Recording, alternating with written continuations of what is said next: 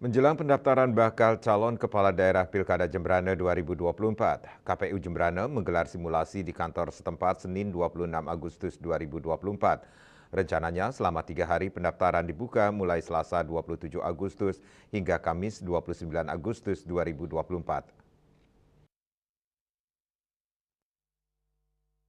Informasi awal sudah ada 2 tim paslon yang bersurat mendaftar tepat di hari terakhir pendaftaran Kamis mendatang. KPU berkoordinasi dengan Polres Jembrane terkait pengamanan dan sterilisasi kantor.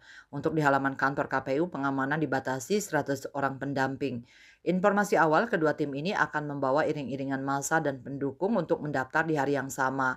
Ketua KPU Jembrane Iketut Adi Sanjaya mengatakan terkait tahapan pendaftaran Bapaslon Kepala Daerah Pilkada Jembrane 2024, KPU sudah melakukan simulasi dan SOP, ada pembatasan peserta maksimal 100 orang masing-masing Bapaslon dikarenakan keterbatasan tempat. Sebanyak 100 orang ini bisa masuk hingga di halaman kantor KPU.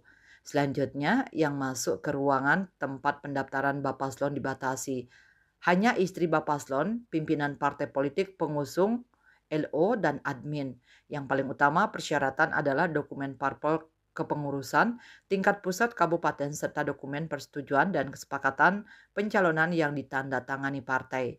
Sejauh ini baru 2 tim Bapaslon yang berkonsultasi terkait pendaftaran melalui Silonkada, termasuk verifikasi serta tanda terima sehingga di pendaftaran tim menyerahkan fisik syarat termasuk dukungan dari parpol. Menurutnya pendaftaran tidak berlangsung lama sekitar 2 jam. Ia mengatakan baru ada 2 tim yang sudah bersurat dan diterima KPU. Pihaknya akan berkoordinasi dengan Polres Jembrane dengan waktu pendaftaran yang sama di hari terakhir. Rencananya dilakukan pada jam yang berbeda, pagi dan siang sehingga ada jeda waktu antara tim Bapaslon 1 dan lainnya. Surya Dharma, Bali Pos melaporkan.